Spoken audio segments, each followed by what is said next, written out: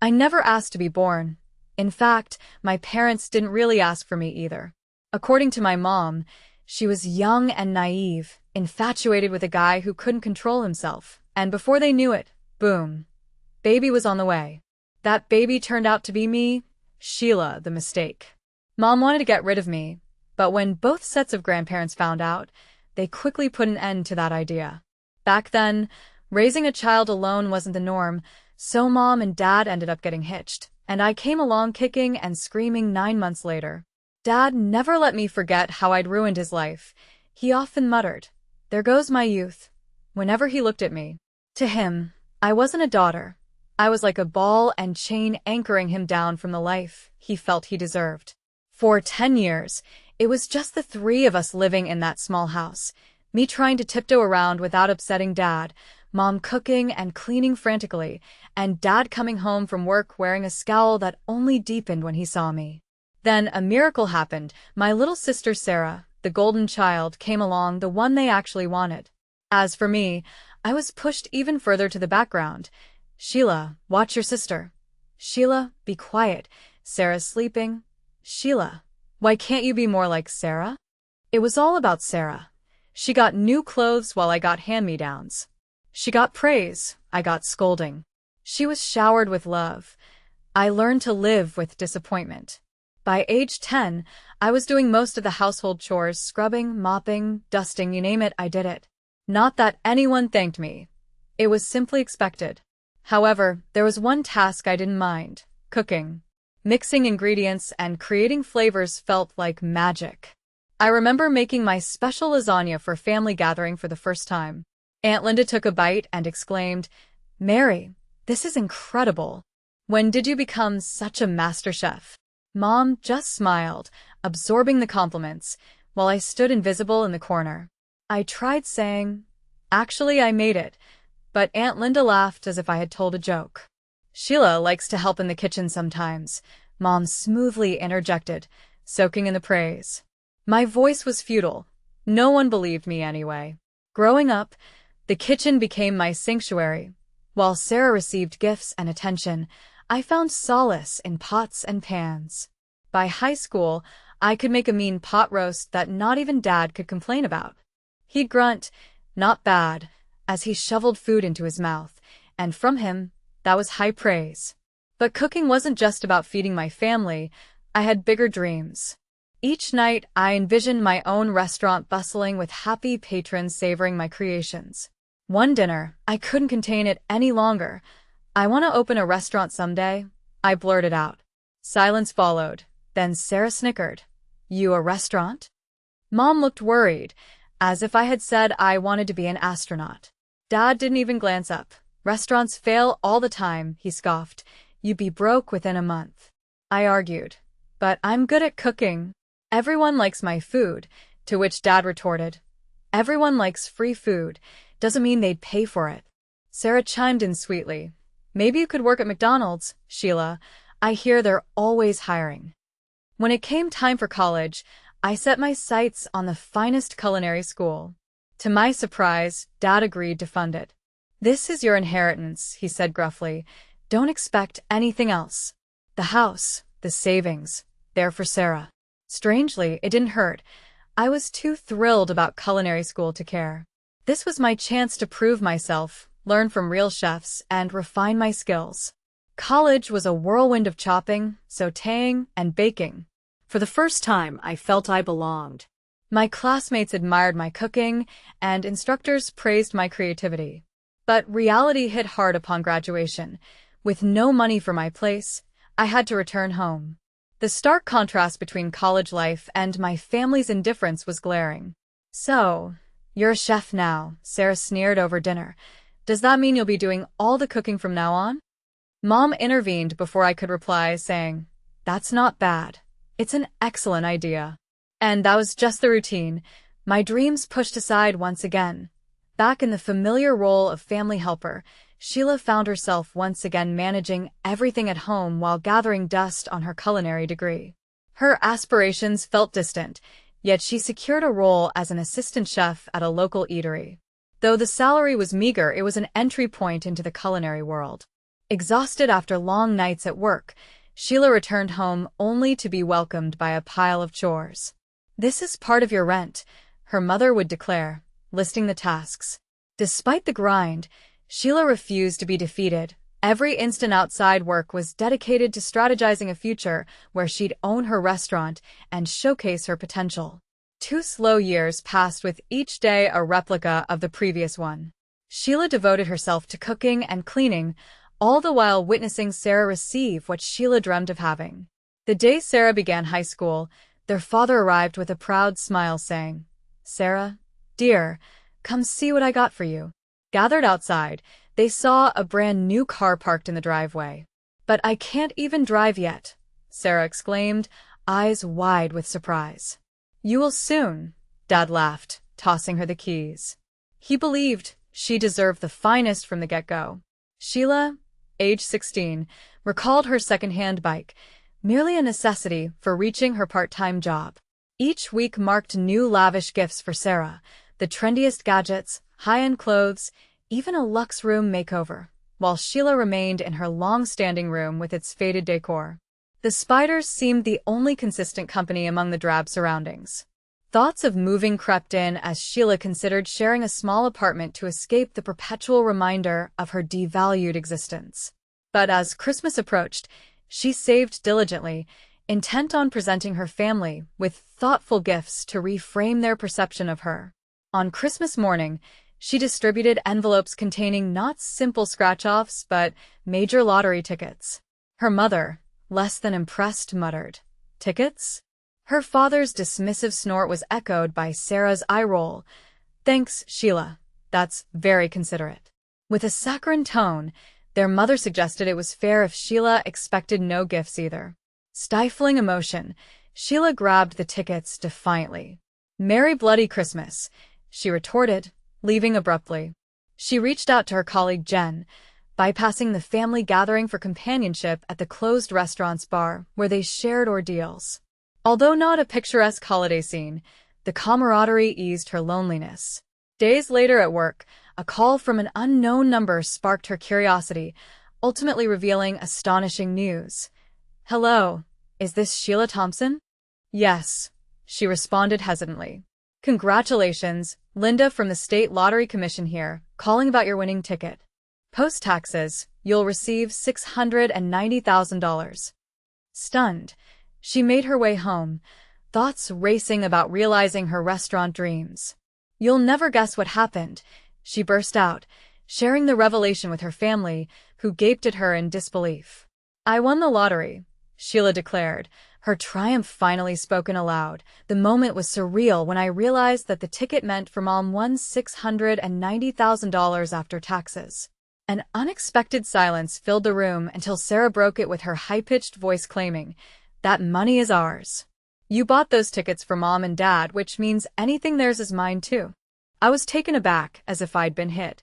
"No," I replied. "They returned the tickets to me. This one is mine." Mom and Dad exchanged glances. Dad said calmly, "Sheila, be sensible. You're living under our roof, which means you owe us. Hand over the ticket and we'll handle things." Feeling cornered, I instinctively reached into my pocket where the ticket was safely kept. "No," I repeated, surprising even myself with my steadiness. "This is my win, and I'm going to use it to open my own restaurant." Dad's face flushed with anger. "Now listen here, young lady," he began, but I cut him off, years of frustration boiling over. "No, you listen. I've spent a lifetime being treated as less in this family. It's my turn now." Mom responded coldly, "If that's how you feel, you can leave this house." Stunned, I realized perhaps for the first time how conditional their love truly was. "Fine," I whispered, barely audible. "I'm leaving." I packed quickly, essentials in a bag, as they watched, perhaps assuming I'd return soon. They were wrong. My first stop was the lottery office to collect my winnings, followed by a swift visit to a real estate agent. "I need an apartment," I told the surprised agent. "Something available immediately." That evening found me in my own apartment, a modest one-bedroom, but entirely mine. Sitting on the bare floor, takeout in hand, I scrolled through restaurant equipment catalogs on my phone. Hope swelled within me for the first time in years. I set to work crafting a solid business plan, spending weeks on research, revisions, and numbers until I was satisfied. Finding the right location became my next focus. Eventually, I discovered a neglected space, run down but with potential. The landlord laughed when I declared my intention to open a restaurant there, but I took the keys and invested 3 grueling months transforming the place. Every task, from selecting fixtures to scrubbing floors, was a labor of love. Opening day arrived, and I stood in my kitchen, surrounded by the team I handpicked and trained. When the first order came in, adrenaline surged through me. "Let's do this," I announced, tying my apron on. Those first few months, I worked endlessly, managing and cooking, slowly building a reputation. Word of mouth grew, and customers appreciated not just the food but the care and creativity infused in each dish. I introduced a loyalty program for regular patrons, ensuring they got special discounts and a sneak peek at new menu offers. It was a huge success. A steady stream of regular customers soon felt like family. Expanding to delivery partnerships with local couriers was challenging initially, but soon paid off. Social media became indispensable, where I engaged with customers, shared daily specials, and glimpsed behind the scenes. My follower count soared, as did my customer base. 2 years into the venture, I turned a profit. Though small, it was significant and encouraged me to consider a second location. Opening the second restaurant came with both ease and challenges. I had the experience, but managing multiple sites meant trusting my team to uphold my standards. Despite hurdles, the expansion succeeded. 3 years later, I proudly opened a third location. Sheila Thompson, have now become the proud owner of a thriving restaurant chain, a fact that seemed highly unlikely at one point in my life. The journey wasn't a smooth one, with nights filled with tears of doubt and days when giving up felt like the only option. Yet, stepping into my restaurants and seeing the joy on the customers' faces while inhaling the aroma of delicious meals always reminded me of the worth of my efforts. On a seemingly ordinary Tuesday, engrossed in reviewing the accounts of my latest establishment, my phone rang, showing a number that brought memories flooding back, my parents' home. I hesitated momentarily, debating whether to let it ring through to voicemail, but curiosity won out. My hello was cautious. "Sheila," my mother's voice came across. "I know we've had our issues, but it's about Sarah.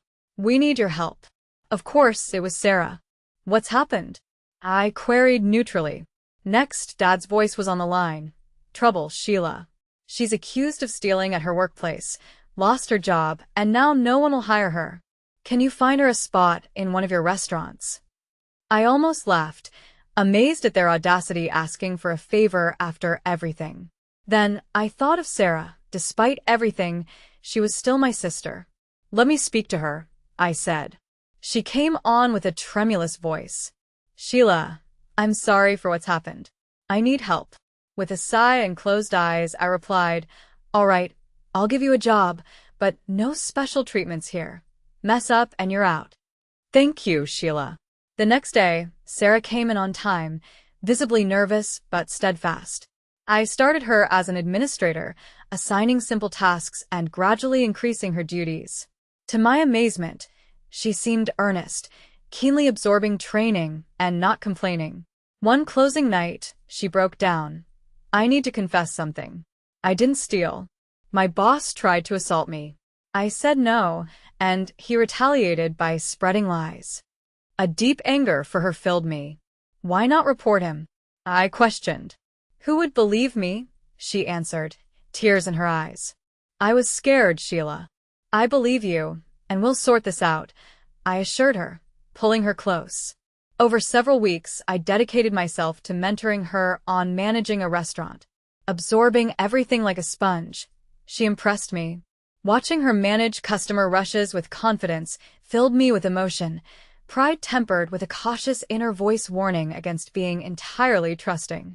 Things appeared perfect at first, with Sarah showing unprecedented dedication, often the first to arrive and last to leave. However, soon whispers reached me. Gossip dismissed initially as petty rumblings, but grew more concerning. Marco, my head chef, privately approached me one day. "Your sister's causing unrest, spreading stories about us being underpaid, and even talking about strikes." Disbelief and a chill swept over me. "We all understand the profit margins here." Marco reassured, showing loyalty, then added, "Also, she claims ownership of the restaurant, believing you swindled her from family wealth." His words felt like a gut punch. Betrayal stung after the opportunities extended to her. That evening, confronting Sarah, my emotions were a storm of anger and disappointment. "What on earth do you think you're doing?" I demanded to know what was happening, and Sarah wore a mask of pure innocence. "What are you talking about, sis?" she retorted, feigning ignorance. I laid out everything I had discovered, but to my astonishment, Sarah just shrugged it off. "Oh, that," she replied nonchalantly. "I was merely testing the staff's loyalty, ensuring they wouldn't betray you." They passed with flying colors. I was desperate to believe her, truly I was. But a cold and calculating glint in her eyes made me pause. Just as I was about to probe further, a frantic knock sounded on my office door. It was Jenna, my assistant manager, looking pale and alarmed. "Sheila, we've got a problem," she uttered. "There's a significant shortage in the cash register, over $5,000 missing." We spent hours meticulously checking the books, and the truth was inescapable. A substantial amount of money was gone. Only 3 people had access: Jenna, Marco, and Sarah. I had known Jenna and Marco for years. They had been there from the very beginning, through every high and low. I trusted them implicitly. Sarah seemed to read my thoughts and whispered, "You know, I've noticed Jenna staying late a lot, and she did purchase that fancy new car." Watching Sarah walk away, I realized a decision had to be made. With everything at stake, my business, my reputation, my employees' livelihoods, I couldn't ignore this. Late one night, after everyone had left, I set up hidden cameras around the cash registers. It felt like a betrayal of trust, but I was out of options. Days passed as I sifted through bland footage with burning eyes, until the 4th night, Sarah, her movements quick and furtive, was captured opening the register and stuffing cash into her pockets. My heart sank. I didn't confront her. Instead, I involved the police. The following day, as Sarah finished her shift, 2 officers arrived. The look on her face, shock, then anger, revealed everything I needed to know. As she thrashed about, knocking over tables, she shouted, "I deserve this money. I should be rich, not you. You stole my life." As the police led her away, I felt no sadness, only a hollow void where my love for my sister once existed. The next day, my parents stormed into the restaurant. Mom was in tears, Dad's face flushed with rage. "How dare you?" my father roared. "Your own sister. Drop the charges now." I stood my ground firmly. "No, she stole from me. She needs to face the consequences." I showed them the footage on my phone of Sarah stealing. "Look," I said, "this is what Sarah did. She's a thief." They watched, their faces growing pale, but instead of understanding, their expressions hardened. "You've always been jealous of her," they accused. I was dumbfounded. "Jealous? Are you serious? You've given me scraps and expected gratitude. Well, no more." Sarah made her decisions, and now she has to deal with them. They oscillated between threats and pleas, but I remained resolute. "Get out," I finally said. "Get out of my restaurant, get out of my life. Leave now, or I will call the police." They left, but not without Dad's parting words. "You'll regret this, Sheila. Mark my words." The trial was a nightmare. Sarah's tearful performance almost made me question myself, but then came the surprise witness, her former boss. He testified about her conduct at work, how she aggressively pursued him and threatened to accuse him of harassment when he rejected her advances, how she stole money from his company in retaliation. In the end, the jury found her guilty. As she was led away, she cast one last glance at me, her eyes devoid of remorse, filled only with cold hatred. I haven't spoken to my family since that day. Sometimes, in the dead of night, I question if I did the right thing. But then I look around at all I've built, the life I've carved out for myself, and I know I made the right choice. Standing in the kitchen of my newest restaurant, watching as my team prepares for the dinner rush, a wave of peace envelopes me. This is my family now, my home, and no one, not Sarah, not my parents, not anyone, can take this away from me.